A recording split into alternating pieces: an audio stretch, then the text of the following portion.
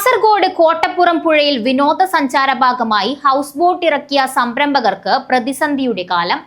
House ബോട്ടുകളുടെ പരിശോധനയും അറ്റകുറ്റപ്പണിയും നടത്തുന്നതിനുള്ള സർക്കാർ അംഗീകൃത ഡോക്കിംഗ് യാർഡ് ജില്ലയിൽ ഇല്ലാത്തത് വലിയ തിരിച്ചടിയായി മാറുകയാണ്. ഹൗസ് ബോട്ടുകൾ കടൽ കടന്ന് കണ്ണൂരിലെ ഡോക്ക് യാർഡിലെത്തിക്കുന്നത് സംരംഭകർക്ക് വലിയ സാമ്പത്തിക നഷ്ടങ്ങൾ ഉണ്ടാക്കുകയാണ്. 2020 2 ബോട്ടുകളുമായി BRTCയാണ് കോട്ടപ്പുറത്ത് ഹൗസ് ബോട്ട് ടൂറിസത്തിന് തുടക്കം കുറിച്ചത്. തുടർന്ന് നാട്ടുകാരുടെ കൂട്ടായ്മയിൽ ലക്ഷങ്ങൾ മുടക്കി ഹൗസ് ബോട്ടുകൾ കോട്ടപ്പുറത്ത് ഇറക്കാൻ തുടങ്ങി. ഇന്ന് 30 വഞ്ചിവീടുകൾ ടൂറിസ്റ്റുകൾക്ക് സഞ്ചരിക്കാനായി ഇവിടെയുണ്ട്. എന്നാൽ വർഷങ്ങൾ പിന്നിടുമ്പോൾ ഹൗസ് ബോട്ടുകളുടെ എണ്ണം വർദ്ധിച്ചു. എന്നാൽ ഏറെ പ്രതീക്ഷകളോടെ ബോട്ടിറക്കിയ സംരംഭകർ വിവിധ പ്രതിസന്ധികളെ അഭിമുഖീകരിച്ച് നിരാശരായിരിക്കുകയാണ്. ഹൗസ് ബോട്ടുകളുടെ അറ്റകുറ്റപ്പണി നടത്തുന്നതിനുള്ള സർക്കാർ അംഗീകൃത ഡോക്കിംഗ് യാർഡ് ജില്ലയിൽ ഇല്ലാത്തതും യോഗ്യരായ ഹൗസ് ബോട്ട് ഡ്രൈവർമാരെ ലഭിക്കാത്തതും അവർക്ക് പരിശീലനം നൽകുന്ന അംഗീകൃത കേന്ദ്രം സ്ഥാപിക്കാത്തതും നീലേശ്വരത്ത് ബോട്ടിറക്കിയ സംരംഭകരെ സാരമായി ബാധിച്ചു കഴിഞ്ഞു. നമ്മളെ ഇവിടെ ആലപ്പുഴ കഴിഞ്ഞാൽ ഏറ്റവും വലിയ ടൂറിസ്റ്റുകളെ ഒരു ഹൗസ് ബോട്ട് ഹബ്ബാണ് കോട്ടപ്പുറം നീലേശ്വരം ഈ പ്രോസസ്. ഞങ്ങളിപ്പോൾ ഇവിടെ നേരിട്ടുകൊണ്ടിരിക്കുന്ന പ്രധാന പ്രശ്നം യാർഡിൻ്റെ തന്നെയാണ്.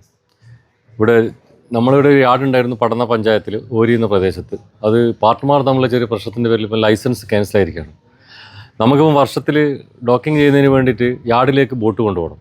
അതിപ്പോൾ നമ്മൾ നേരിടുന്ന പ്രതിസന്ധി എന്ന് വെച്ചാൽ അഴീക്കൽ തുറമുഖത്തേക്ക് കൊണ്ടുപോകണം. അത് പോകണമെങ്കിൽ ഞങ്ങൾക്ക് കടൽ മാർഗം മാത്രമേ പോകാൻ പറ്റൂ. അത് വലിയൊരു റിസ്ക്കാണ്. മാത്രമല്ല ഭാരിച്ച ചിലവും കൂടുന്നുണ്ട് അതിലേക്ക്. അപ്പം ഇത് ഞങ്ങളിപ്പം നേരിടുന്ന പ്രശ്നമാണ്. ഈ പ്രശ്നം ഞങ്ങൾ ഗവൺമെൻറ്റിൻ്റെ മുൻപിൽ, ജനപ്രതിനിധികളുടെ മുമ്പിൽ, DTPC ആയാലും ടൂറിസത്തിന് മുമ്പിലൊക്കെ അവതരിപ്പിച്ചിട്ടുണ്ട്. അവർ വേണ്ടുന്ന നടപടി സ്വീകരിക്കാമെന്ന് പറഞ്ഞിട്ടുണ്ട്. പക്ഷേ എങ്കിലും ഇതുവരെ അതിൻ്റെ ഒരു മുമ്പോട്ടുള്ള ആ ഒരു യാത്രയിലേക്ക് എത്തിയിട്ടില്ല. ഞങ്ങൾ നിരന്തരമായി ഹൗസ് ബോട്ട് ഓണേഴ്സ് അസോസിയേഷനും അതുപോലെ ജനപ്രതിനിധികളൊക്കെ ബന്ധപ്പെടുന്നുണ്ട്. ആ ഒരു പ്രശ്നം ഞങ്ങൾക്ക് തീർത്തു തന്നാൽ ഞങ്ങൾക്ക് ഏറ്റവും വലിയൊരു ഉപകാരപ്രദമാവും. കുറച്ച് നമ്മൾ ചിലവ് കുറയും കാര്യങ്ങളൊക്കെ ചെയ്യും.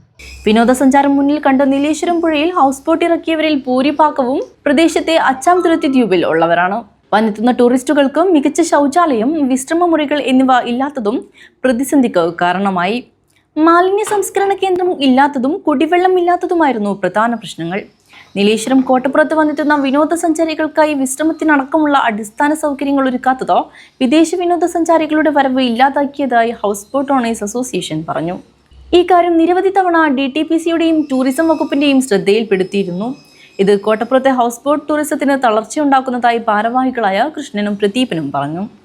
ബോട്ടുകളുടെ ഇൻഷുറൻസ് തുക കൂട്ടിയതും തിരിച്ചടിയാവുകയാണ്. News bureau, Kanhangad.